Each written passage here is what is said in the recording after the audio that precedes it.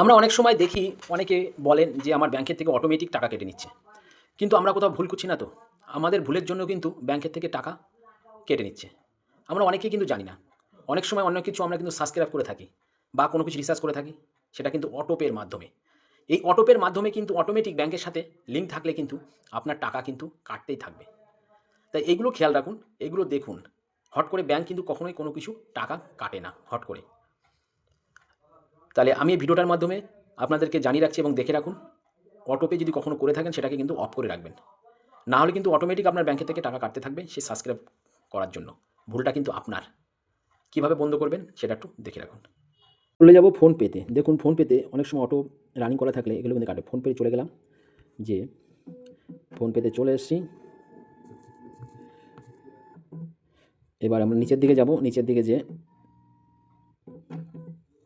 এই নিচের দিকে চলে আসছি। নিচের দিকে এই ভিউয়াল, ম্যানেজ পেমেন্টের এই ভিউয়ালে যে ক্লিক করব। করার পরে দেখুন একটু নিচের দিকে নামুন। এই অটোপে যে অপশানটা আছে, এখানে এই অটোপের অপশানে দেখুন অটোপে করা থাকে।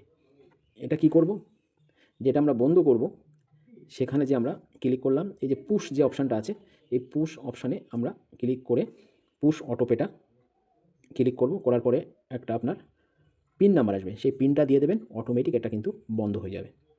তাহলে আমাদের যে অনেক সময় আমরা অটোপে করে রাখি বা সাবস্ক্রিপশন করার পরে আমরা বুঝতে পারি না অটোমেটিক অ্যাকাউন্ট থেকে টাকা কাটছে, কিন্তু অ্যাকাউন্ট এটা ব্যাংকের সমস্যা না, সমস্যাটা আমাদের নিজেদের। তাই এই অপশান থেকে গেলে আপনি কিন্তু বুঝতে পারবেন।